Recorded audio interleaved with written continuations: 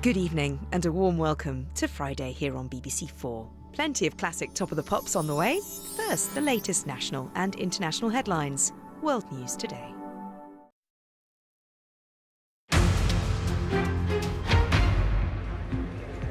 You're watching Beyond 100 Days. What does President Trump really think about Theresa May and the hopes of a trade deal with the United States after Brexit? This has been a day of mixed messages. An embarrassingly timed interview in the Sun newspaper criticised the Prime Minister and her policies.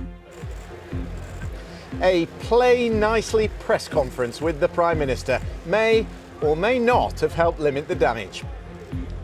I give our relationship, in terms of grade, the highest level of special. I am confident that this transatlantic alliance will continue to be the bedrock of our shared security and prosperity for years to come. The President later met the Queen at Windsor Castle, a visit that at least appeared to pass without any diplomatic incident. But tens of thousands of people marched through central London in protest at the visit and at Donald Trump himself.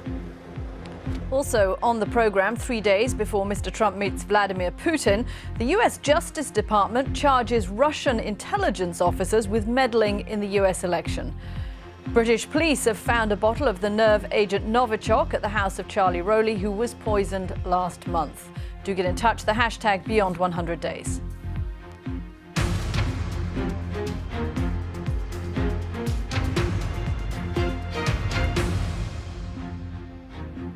Hello, I'm Catty Kay in Washington. Christian Fraser is in Windsor. Donald Trump has now left London, and there may be several people breathing a sigh of relief to see the US president go. It's been a tumultuous visit. This newspaper interview with a devastating critique of Theresa May's new Brexit policy left the Prime Minister picking up the pieces. The subsequent Make Nice press conference was a clear attempt to help repair the political damage. There were no diplomatic incidents, as far as we know, during his tea with the Queen, but that may have been the calm exception to his contentious European trip. Now, Mr. Trump heads to his golf course in Scotland before flying on to what he said could be the easiest part of his tour, a meeting with Vladimir Putin on Monday in Helsinki. Here's our political editor, Laura Kuenssberg. You don't need to count the helicopters to know how much this visitor matters. President Trump's entourage blasted through the countryside as subtly as he warned this week that his host might not get the trade deal she covets. For Theresa May, her job was not just to grin and bear it today, but more importantly, to try to change his mind. When first the tricky question was asked, he left it to her. Yeah, have you had a chance to talk about the interview this morning? We've got a lot to discuss. We can discuss our special relationship. The question repeated. This time, he made a face rather than answer. But after talks, back to the choreography around the stately home, exactly where she brokered her Brexit compromise this time last week. The Prime Minister appeared to have taken hold of President Trump and predicted he's now on her side. We agreed today that as the UK leaves the European Union, we will pursue an ambitious US-UK free trade agreement.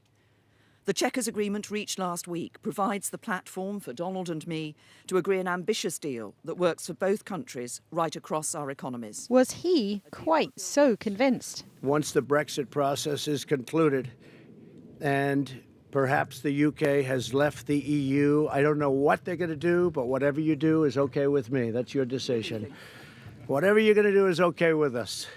Just make sure we can trade together. That's all that matters. Mr. President, you seem rather to have changed your tune from what you said earlier this week when you said that on the current Brexit plan, that would probably kill the possibility of a trade deal with the UK.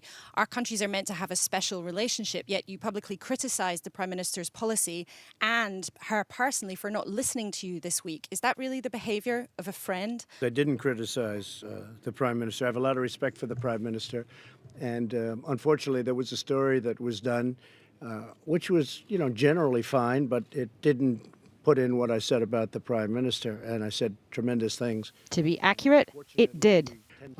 She's going to make a decision as to what she's going to do. The only thing I ask of Theresa is that we make sure we can trade, that we don't have any restrictions. I read reports where that won't be possible. But I believe after speaking with the Prime Minister's people and representatives and trade experts, it will absolutely be possible. For years, British Prime Ministers have strained to show that they matter to the United States. They want to be listened to, they want to be respected. But with characteristic smash and grab style, Donald Trump has made that tricky, very tricky for Theresa May, just at the moment when she needs friends and reliable allies.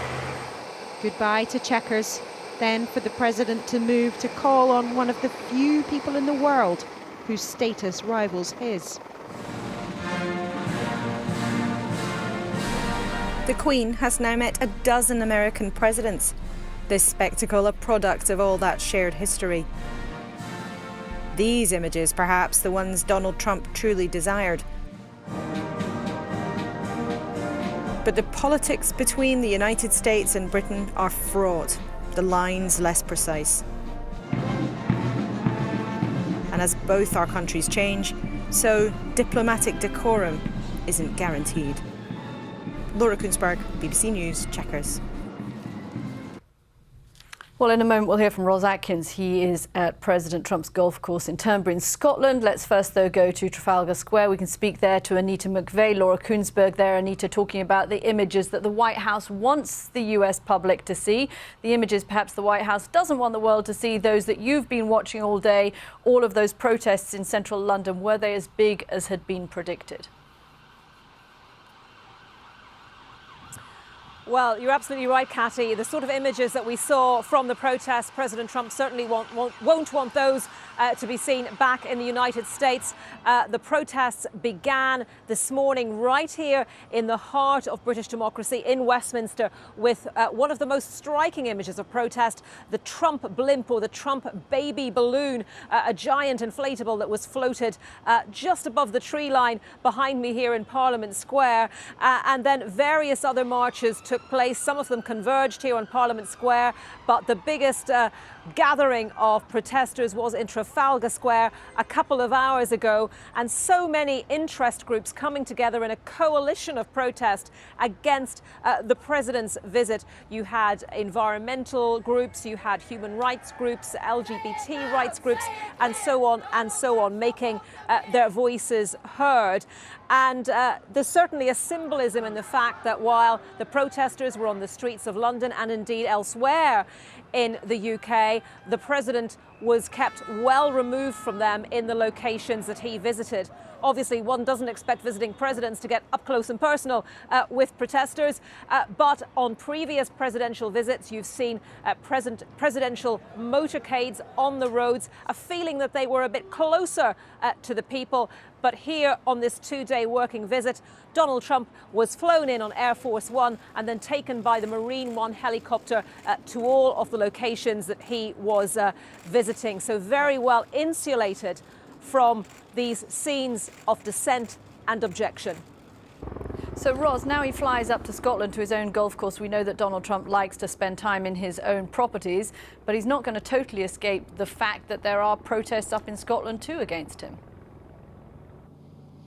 Well, it's a big property, and I'm sure if he's inside, he'll be reasonably well insulated from the Scottish people who would like to make their point. We're expecting protests around this Turnberry golf course, as well as his golf course in Aberdeenshire, and also protests in the centre of Glasgow and Edinburgh. The degree to which the protesters will be able to get anywhere near Donald Trump, I suspect they won't be getting that close. Just down the road from where I'm standing, there's one police block, and there are several police blocks on a number of the roads coming into Turnberry. So Mr. Trump will be hoping he can get away from the protests we've seen both in London and that we'll see in Scotland as the weekend goes on, and perhaps also take a break from the political drama that you and Christian have been describing. I should say, actually, it's a little surreal here at the moment because we know the President of the United States is coming, but there's not a huge amount of evidence. It's incredibly tranquil here. We're ending a beautiful summer's evening. The course is just there. A few people are wrapping up their rounds. The starlings are singing. We heard one bagpiper practicing, the music just coming down over the hill. We think That's probably ahead of the president arriving. But Mr. Trump has no formal events tomorrow. It's a chance for him to regroup after NATO and this visit to see Theresa May, and of course prepare for what is arguably the biggest moment of this trip, which is seeing Vladimir Putin in Helsinki on Monday. But who could resist a round of golf at Turnberry? What a mighty fine golf course that is. Ros Atkins, thank you very much, and also our thanks to Anita McVeigh. Well, my good friend Ron Christie, Republican strategist, has been with me here at Windsor through the course of the day. It's been the highest level of special, Ron. Let's just talk about this front page, the Sun newspaper. In the words of the president, this was generally fine. This, for me, is a new definition of generally fine. If that's the new definition of generally fine, Christian, we're in a world of hurt. I mean, the President of the United States stepped on his own message last night. There was such beautiful optics with him at the palace, with the Prime Minister, and of course what ends up happening is the headline that you just held up. And so it's very interesting that we're going to be seeing what will the headline look like tomorrow after a successful visit here at Windsor with, of course, the Mueller indictment that was just announced earlier this afternoon. So what do you think we witnessed at Chequers, first of all? Was this a massive climb down, a walk back of what they saw in the Sun newspaper? There must have been gasps of horror within the pack earlier today. I do. Sarah Huckabee Sanders, the president's press secretary, tried to walk this back last night. It clearly didn't work. And so the president thought that he would take the podium and say, oh, I didn't say anything bad about the prime minister, which of course we know he said several bad things about the prime minister. So it was a little bit of a walk back, and he recognized perhaps that he had done some political damage for himself that he needed to recover from.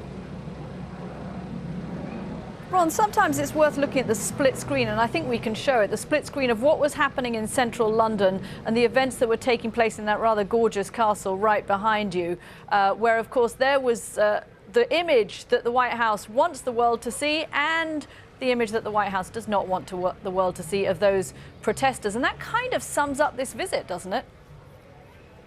It really does, Caddy. I was down in Parliament Square earlier this morning in Westminster, and there were so many people out there that were so angry with the American president. Now, it's important for us to stress, of course, that the relationship is between the two countries rather than between two political leaders. But yeah, this is not the image the White House wants out there. They want the guards, they want the Queen, they want all the pomp and circumstance. And unfortunately, I think what we're going to see in America's newspapers and and papers around the world tomorrow is the protesters and that implication for the Trump administration. Ron, on that interview that the president gave with the Sun newspaper, do you think that he was consciously trying to undermine Theresa May, or was this just something he wanted to say and he wasn't really thinking that he was about to land in a country where he had just put the Prime Minister in a huge heap of trouble? You know, Caddy, I originally thought that this was Donald Trump being Donald Trump. But the more that you listen to what the president has said over the last 24, 48 hours, it makes me wonder whether or not he wants her off the stage.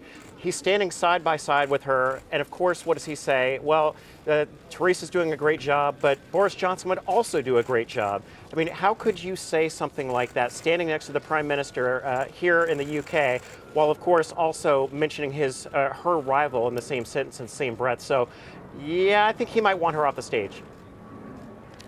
Okay, Ron Christie for the moment. I know you're staying with us. We'll talk plenty more about the visit here to Windsor Castle with the Queen, because the pictures are certainly the pictures that President Trump wanted beaming back to people at home. Plenty of pomp and ceremony. It wasn't a state visit, but this was the least the UK government could do.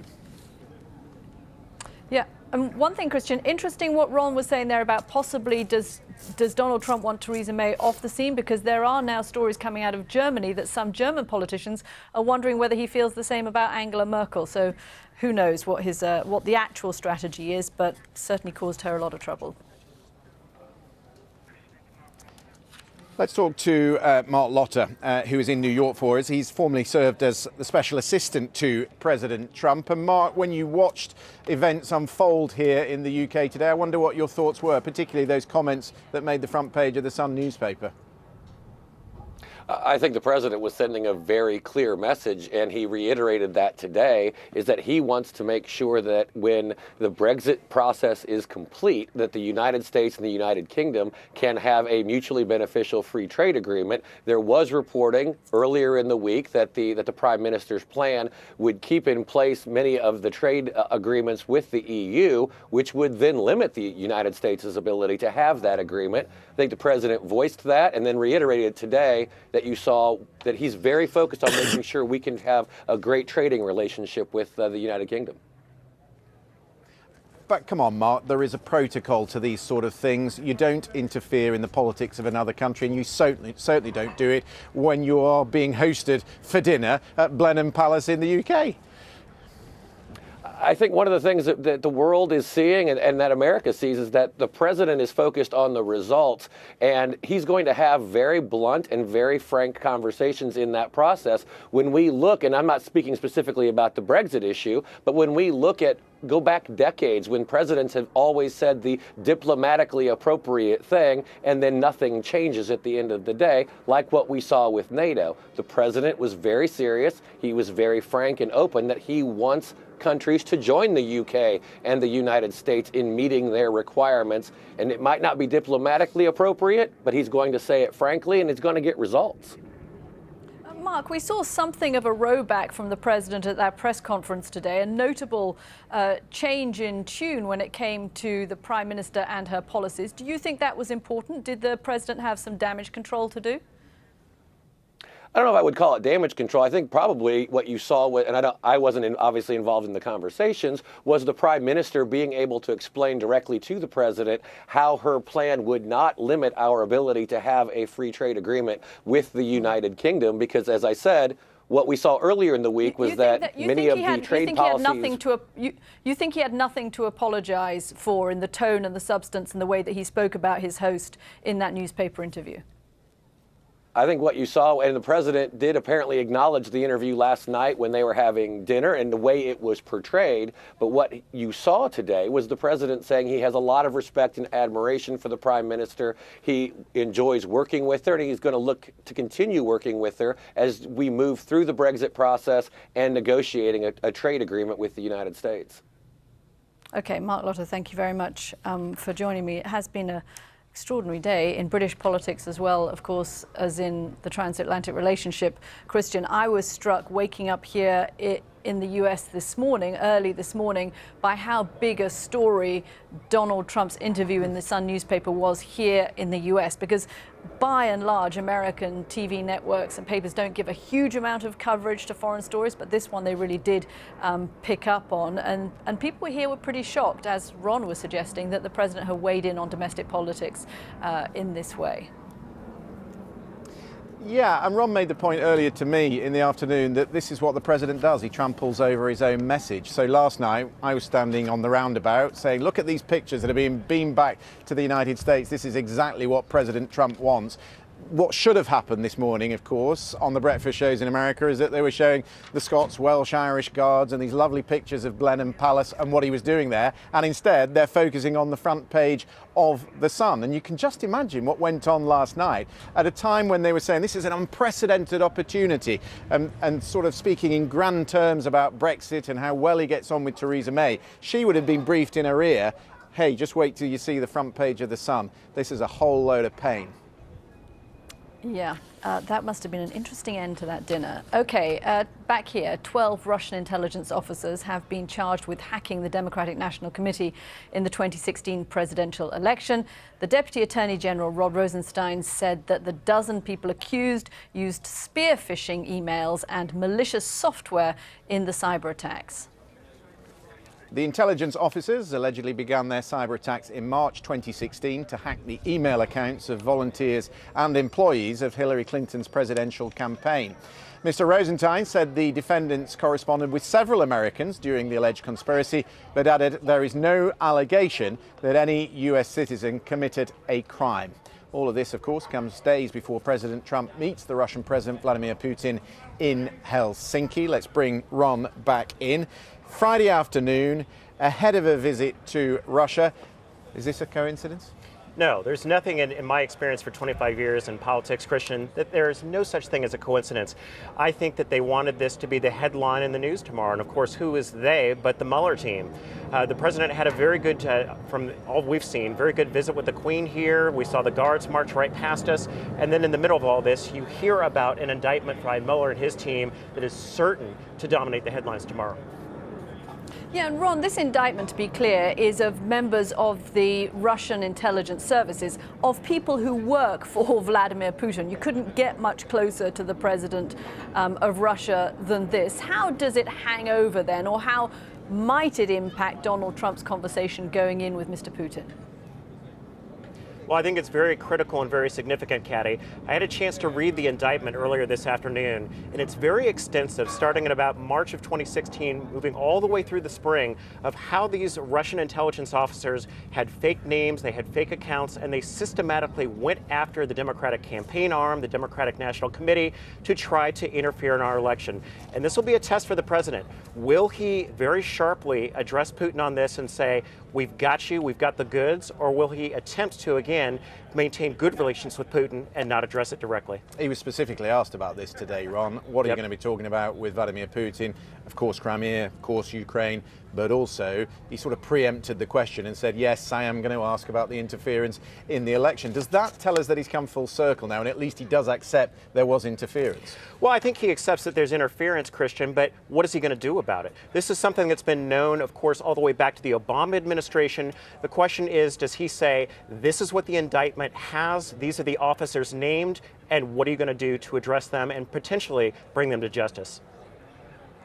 Okay, Ron Christie there for us at Windsor. Ron, thanks very much. Another thing that perhaps might be raised in that meeting is the next story. British police say that they have found a small bottle containing Novichok nerve agent during searches of Charlie Rowley's house in Amesbury. Mr. Rowley and his partner were poisoned by the chemical last month. She has since died.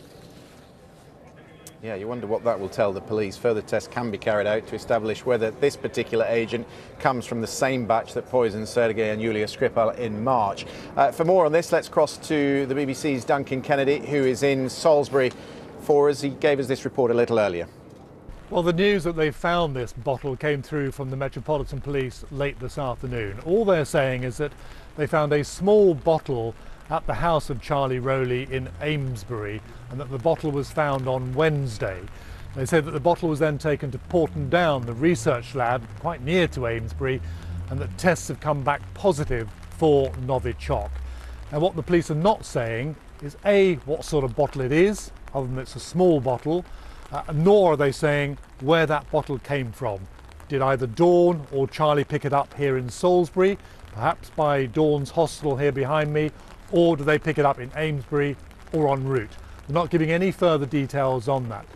What they're also saying is that they cannot guarantee that there is not more Novichok in the area. Duncan Kennedy there for us in Amesbury. The English diver who found the young boys in a cave in Thailand says it was chance that he stumbled across them. In his first interview since the rescue, he says he came up for air near the mud bank where the boys were huddled and he could smell them. Extraordinary. John says he then called out to kids who answered him. A few days later, he would carry half of the group of 12 boys and their coach to safety back through those treacherous underground passages. We're swimming along an underwater passage. Wherever there is airspace, we surface, we shout, and also we smell. And in this case, we smelt the children before we actually saw or heard them. What sort of problems were you facing? The visibility in the water is very, very low, so varying down to a few inches. There was also a lot of debris in the cave from previous attempts, wire, electrical cable, pumps, tubing, all sorts of things. The cold also was an issue. Some of the children were quite small, so we were quite concerned about how well the smaller children would hold up in terms of the journey out through the water. What did you do? Just put them under your arm, or did you swim with them? How did you get them out? We were fortunate enough to have some local Thai boys from a swimming club, which we took to a swimming pool, and we practiced beforehand. We essentially strapped a cylinder to the front of the child. They had a full face mask, which is a way of making sure that they can breathe. And essentially, we had a handle on the back of the child, so you always need to transport someone face down, so that any water runs away from their face. And we were able to manoeuvre them in that way, although they were still clipped to us, so that if we lost them in the visibility, we would always be able to find them immediately. An amazing rescue, John Volenthal then. Christian, Donald Trump has met the CEOs, he has met the Prime Minister, he has now met the Queen. You've done a tour of the beautiful English countryside and a couple of roundabouts. What's your impression of the last couple of days? Well, this is kind of special. This is the closest I've been to a castle in 2 months, and that includes the royal wedding. So I don't know how I've sneaked under the barrier, but here I am. And watching the event today, the main event here at Windsor, which of course he really wanted, all these photographs, absolutely fascinating, all the protocol that goes with it. I can tell you that Ron was slightly on edge because of course Donald Trump does like the odd vigorous handshake, and he has been known to pick dandruff off the shoulder of one or two leaders.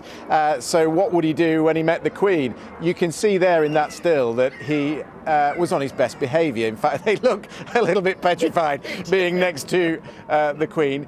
But Nicholas Witchell, our royal correspondent, who was with me earlier, said that the Queen, who of course has met 10 of 11 presidents and has seen them all, would probably have been quite intrigued. She'll have read an awful lot about Donald Trump. She'd want to know what it was all about. Will he be her favourite president? Probably not. I think that was probably Ronald Reagan, who was the only US president to stay here. And of course, he liked horse riding.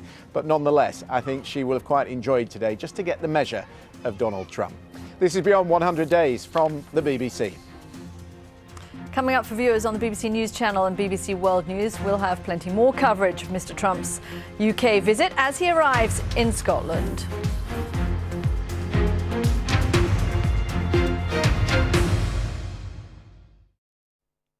Good evening. After a day of sunny spells and some heavy scattered showers and thunderstorms on Friday, the weekend is going to shape up to be drier for most of us, and those temperatures on the rise through the weekend too. Some rain in the forecast, mostly to the far northwest of the UK. Perhaps a few showers around during Saturday afternoon across parts of eastern England as well. But for much of England, Wales, eastern parts of Scotland and Northern Ireland, we keep the sunshine through the day on Saturday. So another warm, bright, sunny day.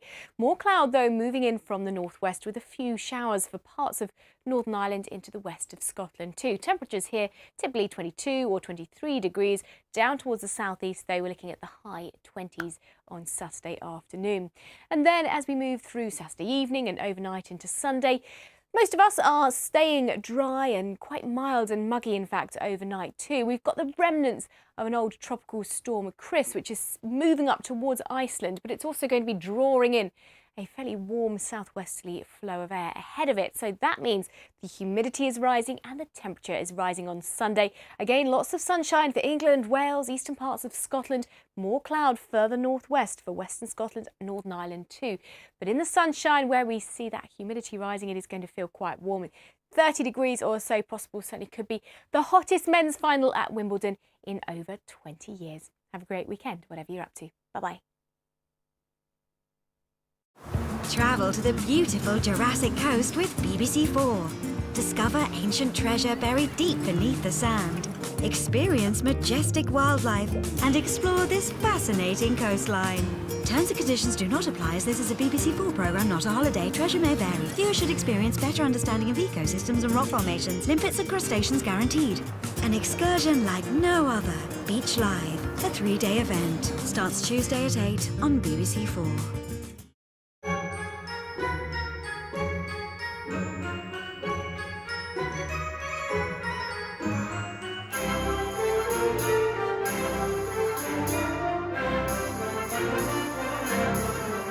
Be moved by the magic of the BBC Proms. The first night of the Proms, tonight at 8 on BBC Radio 3 and at 8:30 on BBC 2. Straight in at number 5, it's London with New Romantics. Coventry are moving up to 4 with the two-tone sound. Staying still at 3, Sheffield's Industrial Synth. And up to Glasgow at 2, it's jangly indie pop. Leaving us with a brand new number 1, Manchester's Psychedelic Bravado. The rise and rise of 80s pop. Smashing Hits, the 80s pop map of Britain and Ireland, continues tonight at 10 on BBC 4.